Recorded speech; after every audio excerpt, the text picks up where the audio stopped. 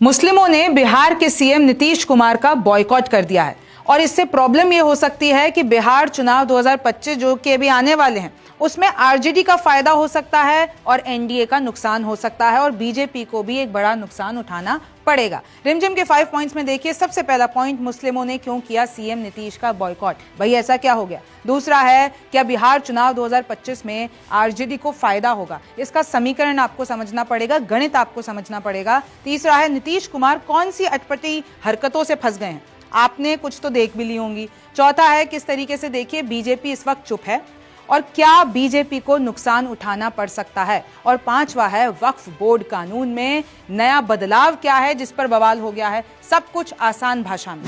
नमस्ते, मेरा नाम रिमझिम जेठानी और आप रिमझिम के 5 पॉइंट्स देख रहे हैं। सबसे पहला पॉइंट यही है कि किस तरीके से सीएम नीतीश का बॉयकॉट हो गया है।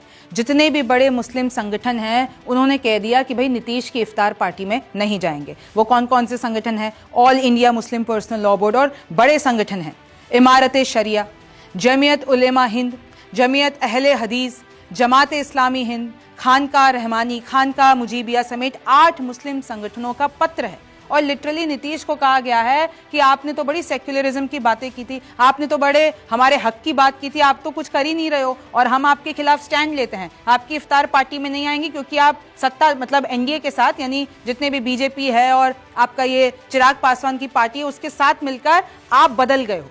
तो इसलिए एक स्ट्रॉन्ग पत्र लिखा है। और इनफैक्ट देखिए, जो गुस्सा है ना वो वक्फ संशोधन विधेयक 2024 कानून पर गुस्सा है कि जो बिल आ रहा है, वक्फ बिल, जो बदलाव कर दिए गए हैं, तो उससे मुस्लिमों का, तो आपको पता है कि कैसे अभी कुछ दिनों पहले लाखों मुस्लिम निकले थे और उन्होंने इसका विरोध किया था। और साथ में क्या हुआ है कि सिर्फ नीतीश कुमार का बॉयकॉट नहीं हुआ है, इनफैक्ट चिराग पासवान ने जो इफ्तार पार्टी रखी थी और इनफैक्ट जो नायडू है उनके भी इवेंट में जाने से मना कर दिया है सारे संगठनों ने। तो बात इतनी सी है कि भाई क्यों वक्फ बिल को, इसको पूरा का पूरा समर्थन किया जा रहा है नायडू की तरफ से, क्यों आपके ये चिराग पासवान की तरफ से और क्यों नीतीश कुमार की तरफ से। और दूसरी तरफ देखिए, ये साइड में विजुअल्स देखिए, तेजस्वी, पप्पू यादव, खूब बड़ी इफ्तार पार्टी इन्होंने आयोजन की और उसकी तस्वीरें आपको मैं साइड में दिखा रही हूं। तो देखिए, अब बिहार की राजनीति पे असर पड़ रहा है। नीतीश हाल ही में राष्ट्रगान विवाद में फंस गए थे, आपको पता होगा कि राष्ट्रगान चल रहा था और उन्होंने रुकवा दिया कि पहले हम चक्कर काट के आते हैं। और देखिए अरशद मदनी, उन्होंने ये कहा है, सांकेतिक विरोध के रूप में खुद को सेक्युलर कहने वाले नीतीश कुमार, नायडू और चिराग पासवान जैसे नेताओं की इफ्तार, ईद मिलन और अन्य आयोजनों में शामिल नहीं होगी जमीयत उलेमा हिंद। ये लोग सत्ता के लिए मुसलमानों पर हो रहे अन्याय और अत्याचार पर चुप्पी साधे हुए हैं और देश के संविधान के खिलाफ सरकार का समर्थन कर रहे हैं। वक्फ बिल पर इन नेताओं का रवैया इनके दोहरे चरित्र को उजागर करता है। उन्हें देश के संविधान और धर्मनिरपेक्षता की कोई परवाह नहीं है, वे केवल अपने राजनीतिक हितों में रुचि रखते हैं। ये मदनी का पोस्ट है जो मैं आपको पढ़ के बता रही हूं। अब जरा आप आंकड़ों पर आइए, गणित पर आइए।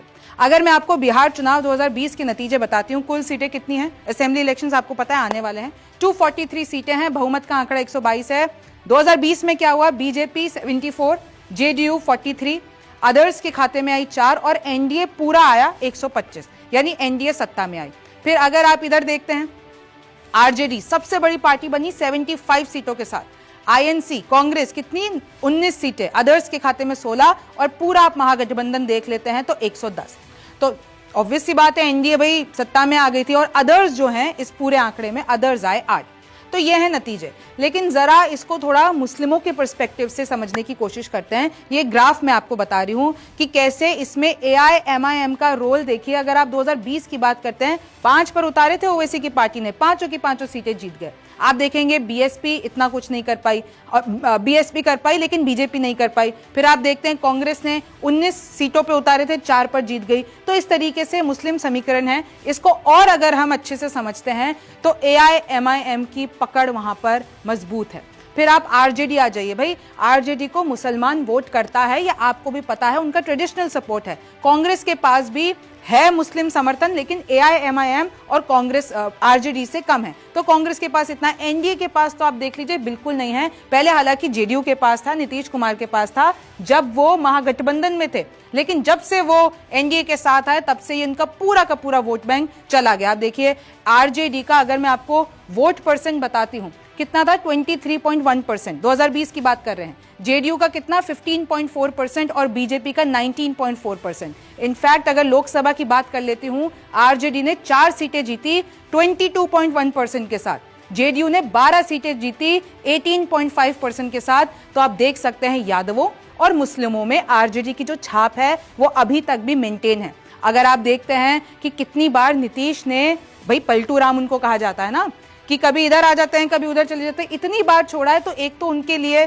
जो इमेज है कि उन पर भरोसा नहीं किया जा सकता वो हमेशा रहती है। जब भी इलेक्शन पास में आते हैं तो हम सोचने लगते हैं कि भाई मीडिया को बड़ी खबर ना मिल जाए। फिर आप देखिए चिराग पासवान में भी जब ये पूरे वोट्स बट गए, क्योंकि चिराग पासवान जब इधर आ गए। फिर अगर आप देखेंगे कैबिनेट टेंशन जो अभी चल रही थी, उससे नीतीश कुमार से ईबीसी वाला तबका और ओबीसी वाला तबका भी थोड़ा नाराज चल रहा है। तो अभी बहुत सी चीजें चल रही हैं बिहार की राजनीति में। आप देखिए तेजस्वी यादव के लिए कहा जाता है, उनके जो समर्थक हैं और जो इमेज बनाई जा रही है वो ऐसी बनाई जा रही है, भाई स्टेबल हैं, यंग हैं और एक कैसे उभरता हुआ चेहरा बनकर आ रहे हैं। लेकिन ये जो प्रशांत किशोर की जन स्वराज पार्टी है, इस बार वो बड़ी वोट कटवा बनने वाली है दोनों के लिए। तो अब अगर आरजेडी को तभी फायदा होगा जब एनडीए का वोट थोड़ा सा छिटक जाता है, और अगर हम सोचते हैं कि भाई 2 या 3% वोट भी छिटक जाता है तो उससे आप देखिए ये जो वोट परसेंट है उसमें अगर आरजेडी जो एनडीए का 2 से 3% छिटकता है, आरजेडी ने 1 से 2% भी ले लिया तो इन लोगों को कितनी सीटों पे फायदा होने वाला है? 5 से 10 सीटों पर फायदा होने वाला है, यानी 1%। ये जो स्विंग वोट है उसका इनको फायदा होगा।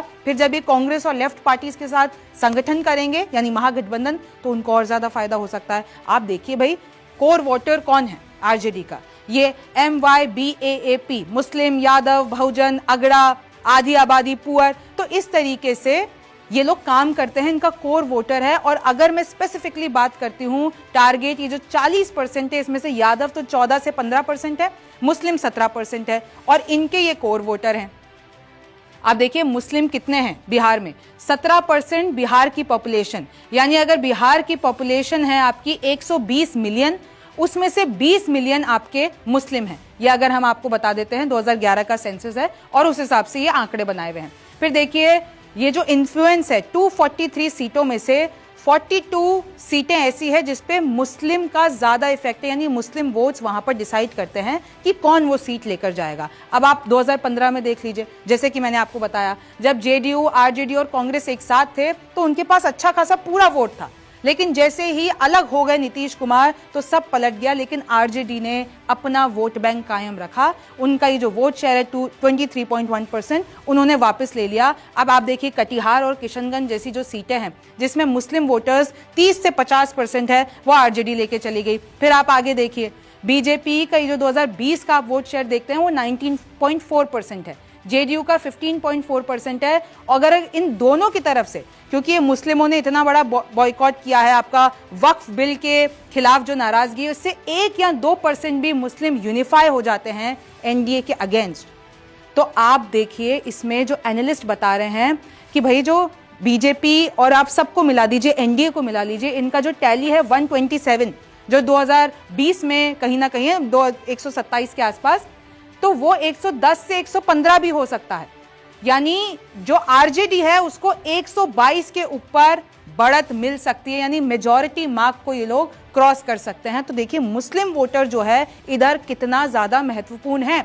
आप देख लीजिए वक्फ बिल पर ऑलरेडी खिलाफ में बात चल रही है एनडीए के, और इसी तरीके से अगर आप देखते हैं जेडीयू के अंदर भी, भाई आप देखते हैं जेडीयू, बीजेपी, इनके अंदर के भी तो मामले हैं ना भाई। एनडीए में आपसी लड़ाई भी तो होती है। अभी चाहे आप ये दिल्ली पोल्स देख लीजिए, जेडीयू ने सोलो लड़े थे, तो इस तरीके से कहा जा रहा है बहुत दिक्कतें हो सकती है। लेकिन नीतीश कुमार की अगर हम पर्टिकुलरली बात करते हैं तो अभी बहुत सारी ऐसी चीजें हुई हैं, जैसे राष्ट्रगान बजने के दौरान वो हंसी ठिठोली करने दिखे। मैं आपको 1-2 विजुअल साइड में चला देती हूँ। फिर विपक्ष ने आरोप लगाया इनका दिमाग खराब है, मानसिक स्थिति ठीक नहीं है, गद्दी छोड़कर अपने बेटे को दे दें सीएम की कुर्सी। राबड़ी ने ये बोला और पूरे विपक्ष ने इनसे इस्तीफे की मांग कर ली। नीतीश कुमार जो कि 74 ईयर्स ओल्ड हैं, बीजेपी सांसद रविशंकर प्रसाद जो कि उनसे 4 साल छोटे हैं, उनके पैर छूने लगे। फिर भाई बीजेपी सांसद ने रोका। 2 बार मोदी के पैर छूने की कोशिश की थी, आपने वो विजुअल देखे होंगे, और बहुत बवाल मचता रहता है। एक बार सदन में बैठे हुए थे तो महात्मा गांधी को जब श्रद्धांजलि दी जाने लगी तो उसके बाद वो तालियां बजाने लगे। इसके बाद भी बहुत बवाल हुआ। सदन में जब भवन निर्माण मंत्री अशोक चौधरी बैठे हुए थे तो उनके ब्रेसलेट के साथ खेलने लगे।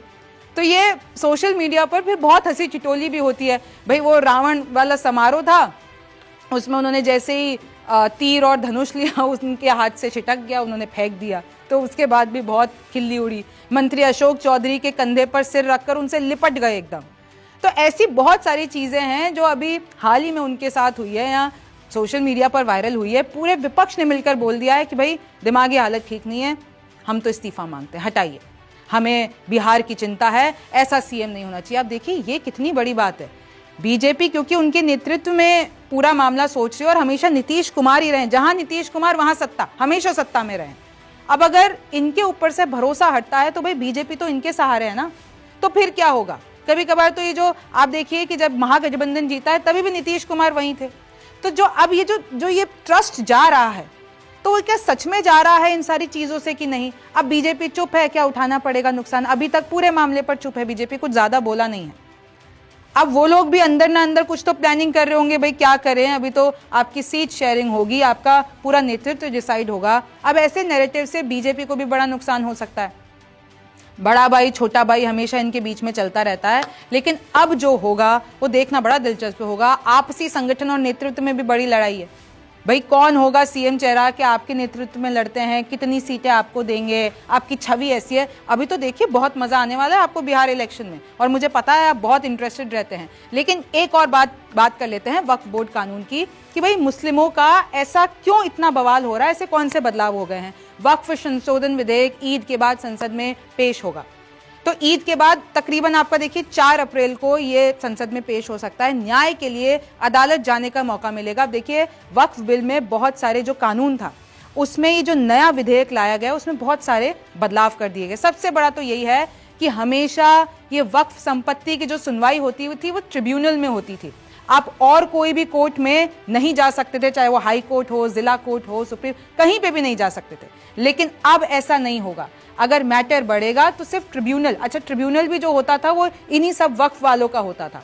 तो हमेशा आप देखिए कोई लूप होल नहीं था। अब मैं आपको कुछ और बता देती हूँ। अब जैसे सदस्यता, पहले सिर्फ वक्फ बोर्ड में मुस्लिम रहते थे, लेकिन अब तो बोला गया विधेयक में कि गैर मुस्लिम महिला भी रहेंगी, गैर मुस्लिम भी रहेंगी और महिलाएं भी रहेंगी। पहले होता था संपत्ति परिभाषा कि भाई वक्फ बाय यूजर मान्य है, लेकिन अब तो पूरा वक्फनामा जरूरी है, सब कुछ लीगल होगा, डिजिटलाइज्ड होगा। अधिकार पुराना जो होता था वो तो घोषित कर देता था बोर्ड, लेकिन अब तो कलेक्टर तय करेगा। यानी अब बहुत सारे अफसरों का इन्वॉल्वमेंट होगा, सरकार का इन्वॉल्वमेंट होगा। पंजीकरण में पुराना ऐसा कोई पंजीकरण मतलब क्लियर नहीं था, लेकिन अब तो डिजिटल होगा। दान में कोई भी शर्त नहीं थी कि भाई मैंने दान दे दिया, कोई भी मुस्लिम ने अपनी संपत्ति वक्फ को बोर्ड को दान में दे दी, लेकिन अब दान में देने के लिए आप 5 साल से मुस्लिम और मालिक आप होना जरूरी हो। लिमिटेशन हो गया है, पहले तो कोई ऐसा लागू नहीं था लिमिटेशन, लेकिन अब तो 12 साल की सीमा है।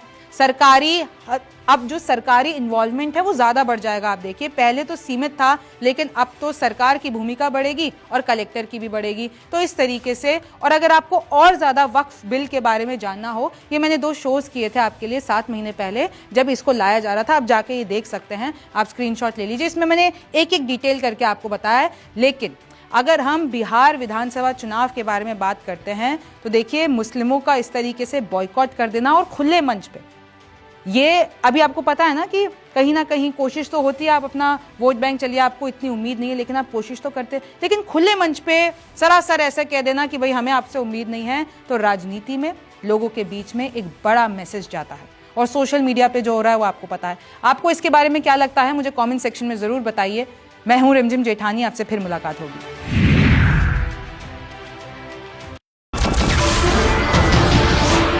नमस्कार, मैं हूं मानक गुप्ता।